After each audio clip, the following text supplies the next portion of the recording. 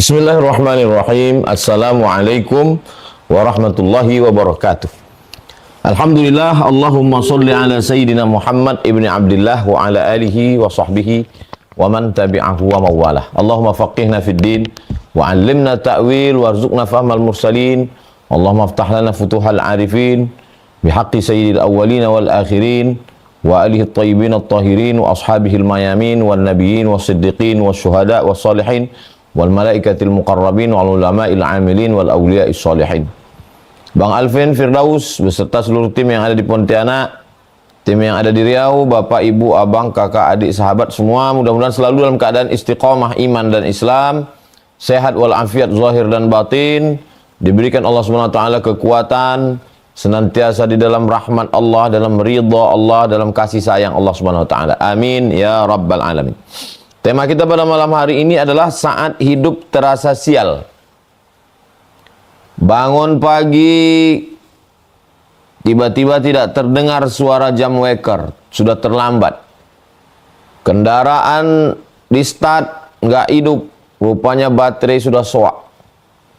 Naik ojek ke stasiun kereta, sampai di stasiun kereta sudah jalan. Terpaksa naik bis. Naik bis sampai di tengah jalan, rupanya bisnya mogok pula. Begitu berjalan sedikit, macet jam. Sampai di tempat kerja, kena marah sama atasan. Kenapa terlambat, kenapa lelet, kenapa teredor. Pulang ke rumah, macam-macam pula kejadian di rumah. Lalu merasa hidup ini sial. Jadi menarik tema kita malam hari ini, saat hidup terasa sial. Apa sebenarnya yang terjadi? Apakah sial itu ada dalam Islam? Jadi sial ini bahasa Arabnya asyu'mu.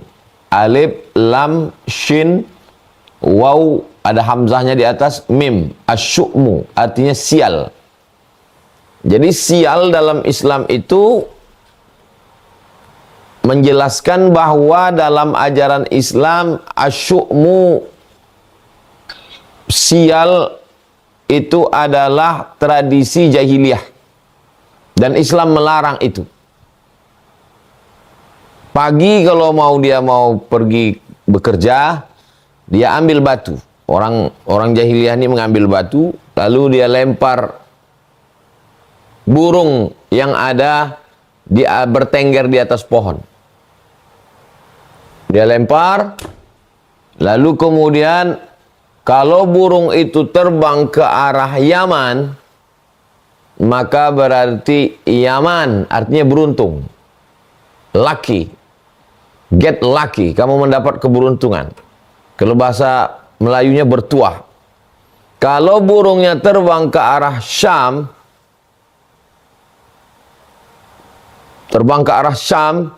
berarti syu'mu, sial.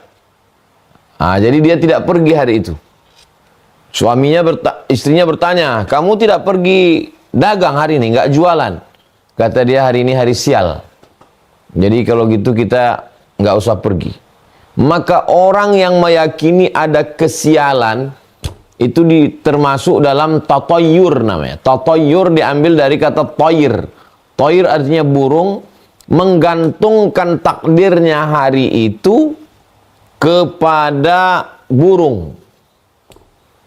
Apakah masih ada orang sekarang seperti itu? Wallahu a'lam bishawab. Tapi kesialan karena burung, dilekatkan kesialan itu kepada diri. Kalau diteruskan juga perjalanan hari ini nanti akan sial, maka perbuatan itu haram. Merusak iman kepada rukun iman yang keenam. Antu'mina billah wa malaikatihi wa kutubihi wa rusulihi wal yawmil akhir wa bil qadari khairihi wa syarrihi. Maka orang ini juga disebut sebagai musyrik. Kenapa dia musyrik? Tapi dia percaya kepada Allah. Dia tahu bahwa yang menciptakan dia Allah, yang memberi dia rezeki Allah, yang menghidupkan, yang mematikannya Allah. Dia memberikan ada porsi kepada makhluk lain untuk memberikan manfaat dan mudarat. Sedangkan dalam Islam diajarkan huwa nafi'u, Allah yang mendatangkan manfaat. Ad-darru, Allah yang mendatangkan mudarat. Maka kita meminta kepada Allah supaya didatangkan manfaat, dijauhkan mudarat. Tidak ada hubungan dengan burung. Nah, begitu juga dengan suara. Kalau terdengar suara burung ini, ya, ini kayaknya mau sial ini nih. Ini sialan ini. Nah, maka asyu'mu, sial itu adalah tradisi dari jahiliyah yang ketika Islam datang, Islam mengharamkan kita untuk percaya, merusak keimanan kepada Allah, iman kepada takdir baik dan takdir buruk. Lalu Islam menghilangkan itu semua. Ada satu lagi tradisi mereka, mengambil anak panah dari dalam tabung. Ini tabung, dimasukkan anak panah ke dalam, lalu anak panah ini dicabut. Cabut, gagal. Sebaiknya Anda transaksinya hari ini jangan dulu transaksi, karena ini akan sial ini. Hurrimat innamal khamru khamar wal maisir judi wal ansab menyembelih binatang untuk berhala wal azlam mencabut anak panah. Azlam itu anak panah yang pangkalnya belum dikasih bulu ayam. Ini anak panah ujungnya dikasih besi, pangkalnya dikasih bulu ayam, namanya sahmun. Tapi kalau bulu ayamnya belum dipasang, namanya azlam. Innamal khamru khamar wal maisir judi wal ansab menyembelih binatang untuk berhala wal azlam percaya kepada anak panah rijsun kotor najis min amali syaitan perbuatan syaitan fajtanibuh jauhi. Sial. Jadi praktek-praktek tradisional seperti ini, praktek-praktek manual ini sekarang masih ada diyakini orang melalui ramalan-ramalan. Kelihatannya Anda ini sial ini. Kalau dilihat dari tanggal lahir Anda sialannya banyak. Maka sialannya mau mesti dibuang ini. Sial ini. Kalau kita ketemu sama orang yang nggak usah pakai ayat Quran, nggak usah pakai hadis Nabi, nggak usah pakai kata Imam Syafi'i, kata Imam Hanafi, kata Imam Maliki, kata Imam Hambali, nggak usah. Terus pas ngomong dia sama kita, dia bilang, kalau dilihat-lihat ya dari tanggal lahir kamu ini sial ini, banyak membawa sial ini. Langsung tempeleng mukanya, lepak. Habis itu dia kan marah, habis itu marah dia. Kenapa kau tempeleng? Tanya. Kenapa kau tak tahu masa depanmu? Kau bisa meramal masa depanku kan? Kau bilang aku sial kan? Iya. Kenapa kau tak tahu aku akan menempeleng mukamu? Sedang nasib kau aja kau tak tahu. Bagaimana pula kau mau meramal nasib aku? Kasar dia, kasar kita. Jahil dia, balas juga dengan jahil. Jangan pakai ayat.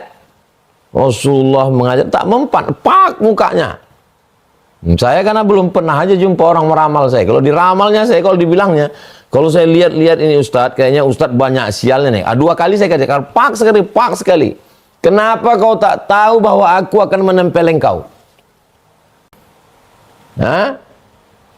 Jadi jangan mau dimasukkan orang ke dalam kotak. Dia sudah punya kotak ini kotak. Dimasukkannya kita bulat-bulat ke dalam kotak ini.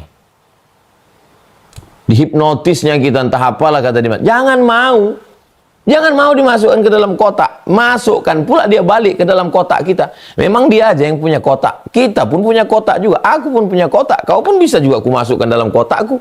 Bukan kau aja yang punya kotak.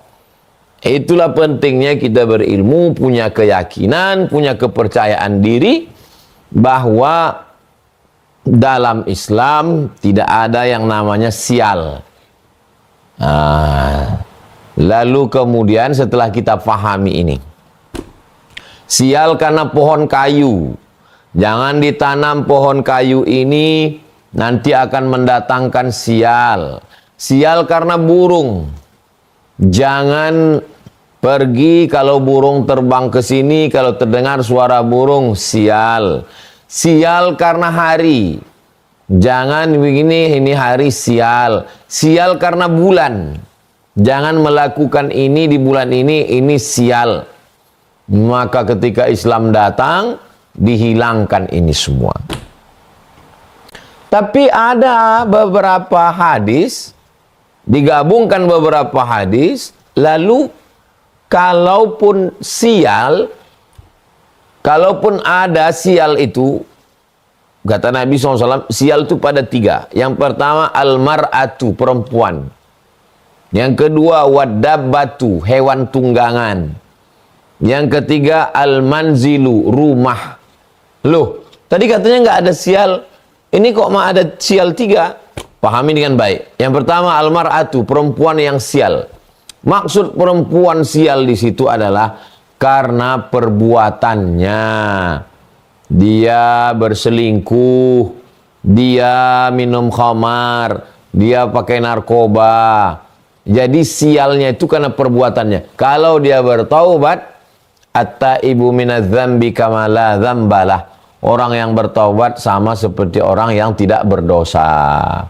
Memang dia dulu jahat, Pak Ustadz, nakal. Sekarang sudah taubat, sudah hijrah. Berarti dia tidak sial. Yang kedua, hewan tunggangan. Waktu itu mereka kan naik kuda. Dari 1000 kuda, ada satu yang kuda ini, kalau kita kuda liar. Kalau kita naik, jatuh kita. Itu jangan diperturutkan terus. Cari kuda yang kira-kira agak jinak, agak mudah diatur. Karena kalau diperturutkan juga, itu asyu'mu. Memang dia susah dipotong aja.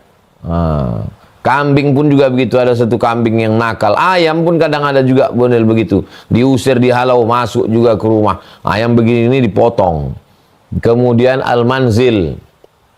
Kok bisa rumah itu katanya sial? Maksudnya rumah itu mungkin pada letak cahaya mataharinya.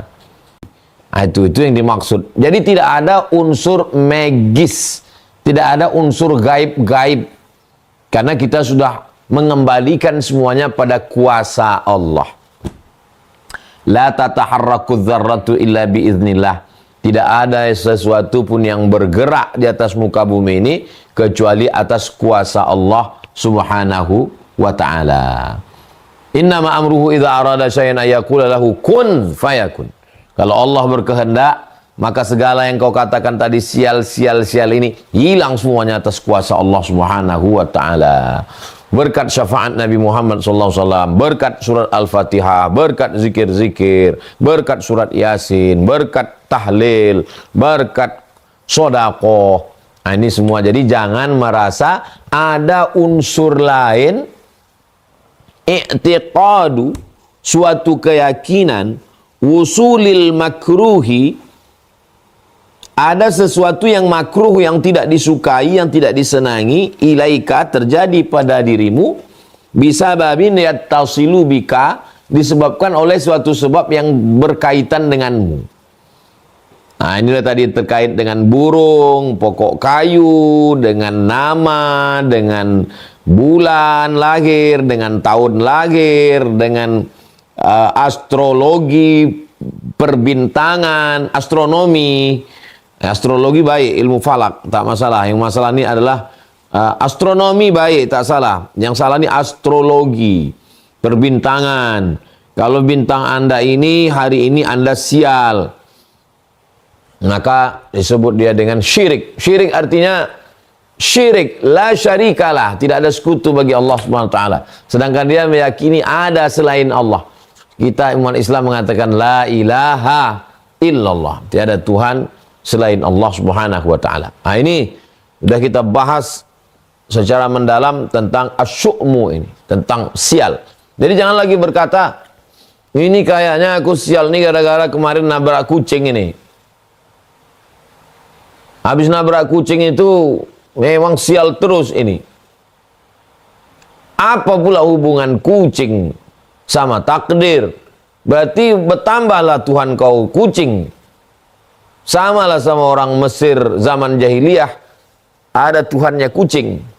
Coba tengok di dinding-dinding piramid Mesir, ada gambar kucing. Film Mumi pun ada, mereka mengkeramatkan kucing. Dalam Islam semuanya makhluk, masih Allah selain Allah itu adalah makhluk, tidak memberikan efek. Maka kita beriman kepada Allah Subhanahu wa taala.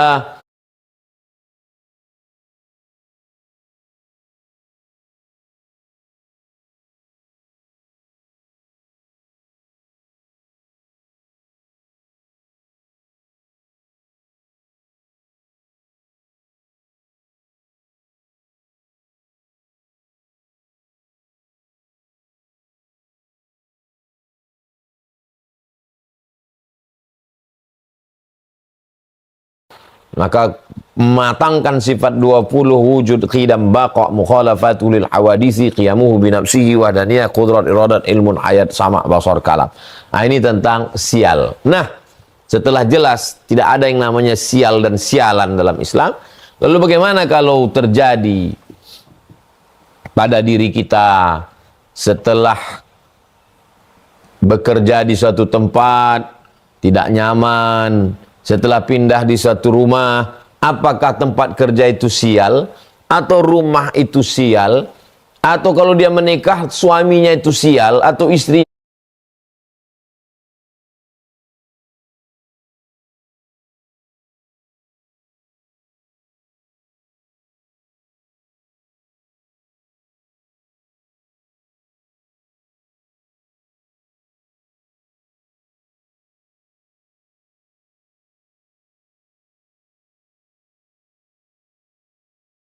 itu sial, maka itu tidak ada. Semuanya baik dalam pandangan Allah Subhanahu wa taala. Jadi kalau terjadi sesuatu yang tidak menyenangkan pada diri kita, apa itu namanya? Yang pertama, la yusibul mu'min min nasabin wala wasabin wala saqamin wala syaukin yashtaquha. Saya jalan dengan Bang Alvin. Saya Bang Alvin Putra Ilham Wira. Tiba-tiba kaki saya tertusuk duri. Tertusuk duri. Apakah saya perlu mencari-cari? Wah, kalau gitu aku nih sial nih kayaknya nih. Perlu ganti nama ini. Perlu pindah rumah ini. Perlu potong kambing hitam ini untuk mengusir sial. Maka yang pertama, kaffarallahu anhu biha sayyi'atuh. Berarti Allah menghapuskan dosa saya.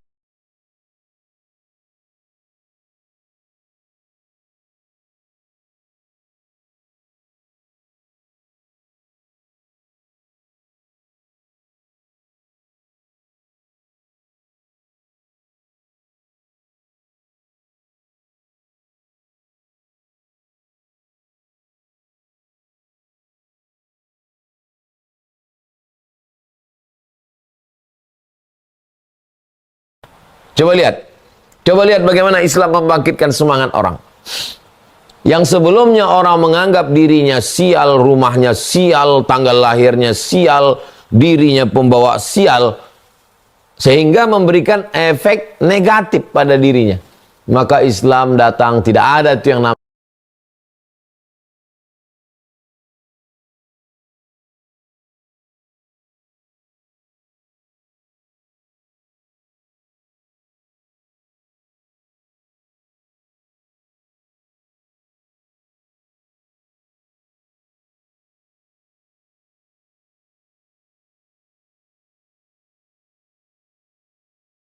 sial. Hari lahirmu baik, bulan lahirmu baik, namamu baik, rumahmu baik, tempat tinggalmu baik, bapakmu baik, ibumu baik.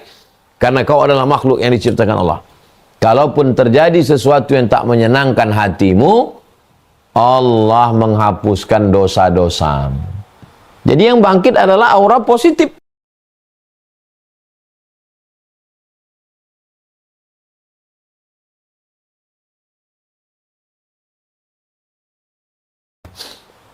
Enggak ada lalu kemudian menyalahkan diri sendiri, lalu kemudian bawaannya murung, lama-lama stres, anxiety, depresi, mengaku konsultasi sama psikiater, dikena penyakit ini, bipolar, hantu belau, segala macam. Maka dalam Islam itu simple saja, bahwa tidak ada namanya sial. Kau adalah makhluk yang sudah khalaqnal insana fi ahsani taqwim. Kau adalah makhluk yang mulia. Karramna bani adama ala katsirin minal khalqi. Engkau adalah orang yang baik. Engkau lebih mulia daripada malaikat kalau engkau beriman kepada Allah, menjaga matamu, menjaga telingamu, menjaga hatimu, menjaga pikiranmu. Hilangkan semua yang namanya negatif, berpikir positif. Berarti Allah menghapuskan dosa saya. Alhamdulillah, Allah menghapuskan dosa saya. Kau ku tengok sakit-sakitan, nampaknya sial kau ini.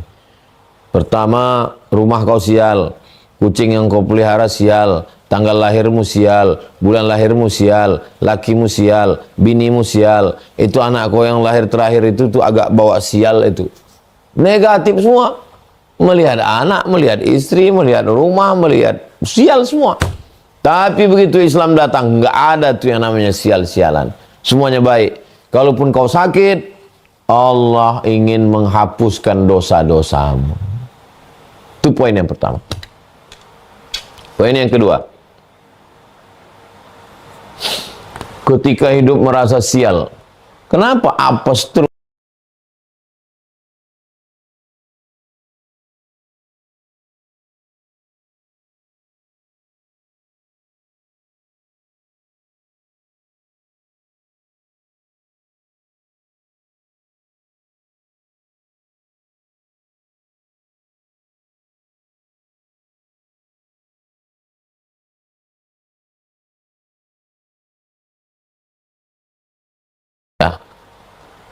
Kenapa begini terus ya? Maka sesungguhnya Allah Subhanahu wa ta'ala mau kasih pahala. Mau kasih pahala. Pahala itu kan dengan sholat duha Pak Ustadz, sholat tahajud Pak Ustadz, zikir, baca Quran. Betul, itu pahala. Tapi itu namanya pahala badan. Tegak, ruku, i'tidal,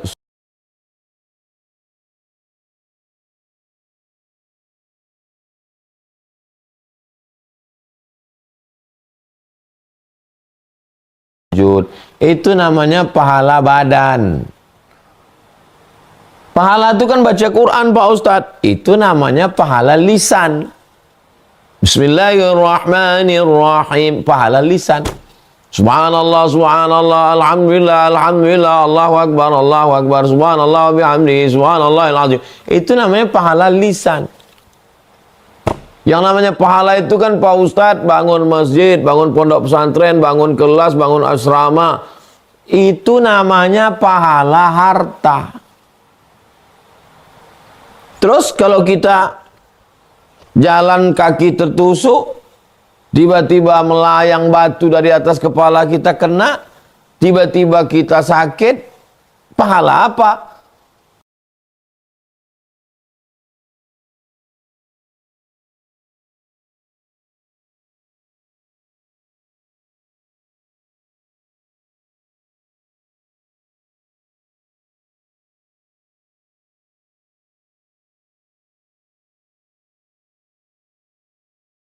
Pahala sabar.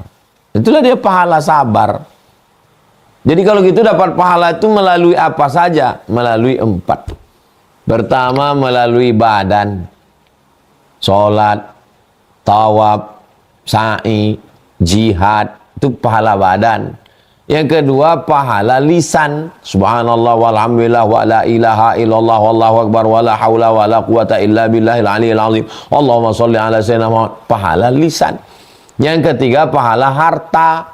Zakat, wakaf, infak, sedekah, wasiat, hibah, sedekah. Ini pahala harta. Yang keempat namanya pahala hati. Sabar, qanaah, merasa cukup, enggak ngelawan. Inilah pahala hati. Mungkin Allah sudah nguji. Ini orang kalau kusuruh tahajud malam, bagus. Qobliyah, ba'diyah, oke. Oke, sudah. Lisannya baca surat Al-Kahfi malam Jumat, baca Al-Muluk mau tidur, baca Yasin, zikirnya banyak, Ratib Al-Haddad, Ratib Al-Attas, Hizib Nawawi, Hizib Bahar, banyak. Hartanya juga rajin sedekah, tapi ada satu yang belum. Ada satu kontennya yang masih kosong. Apa dia? Amal hati. Maka aku uji. Jadi ketika kita mengalami sesuatu, kita tidak langsung mengatakan, oh diri saya sial ini, suami saya sial ini, anak saya yang terakhir ini sial ini, kawan saya yang ini sejak berteman dengan ini sial. Enggak, kita tidak menyalahkan orang. Kita menarik ke diri kita, berarti amalku masih kurang.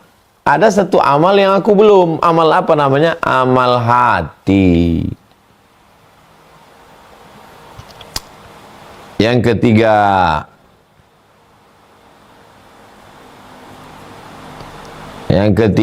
adalah Allah mau mengangkat kita ke derajat level makom tertinggi.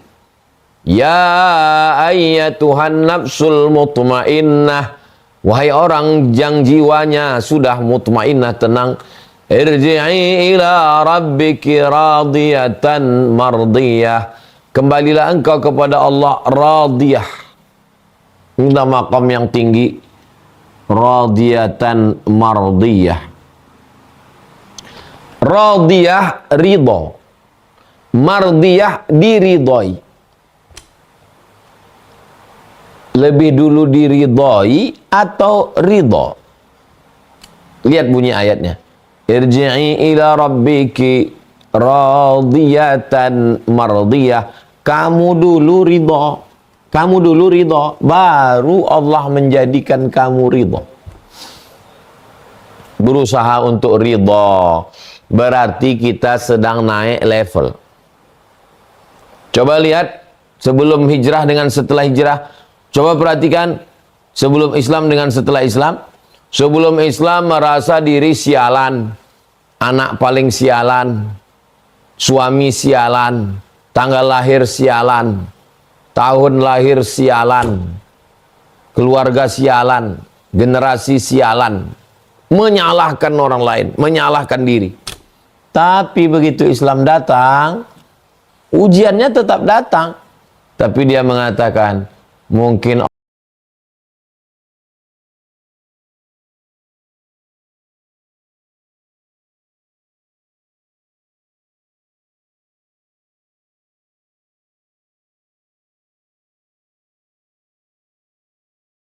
Allah mau jadikan saya ridho, maka saya mesti ridho duluan.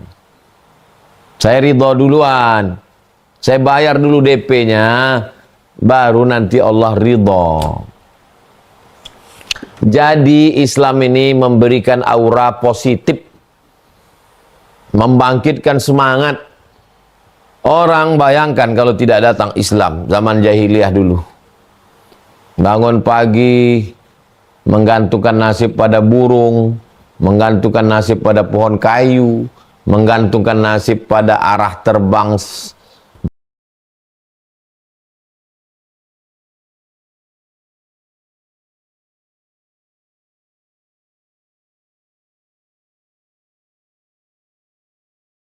menggantungkan nasib pada suara burung, menggantungkan nasib pada orang. Setelah Islam datang, iyyaka na'budu wa iyyaka nasta'in. Kuat, jiwanya itu kuat. Orang kalau jiwanya lemah, dia akan bergantung walaupun kepada rumput lapuk. Orang kalau sudah hanyut di sungai, dia akan menarik semua rumput yang lapuk pun dia tarik juga. Orang kalau tidak berpegang kepada Allah, dia akan berpegang kepada selain Allah. Nampak ada kambing yang aneh kakinya 3 disembah. Nampak ada anjing kepalanya bercabang disembah. Nampak ada pohon kayu agak aneh dikit disembah. Nampak orang agak aneh dikit dari ngomongnya disembah. Kenapa? Kenapa ada ketertarikan untuk menyembah makhluk? Karena tidak mengagungkan Allah.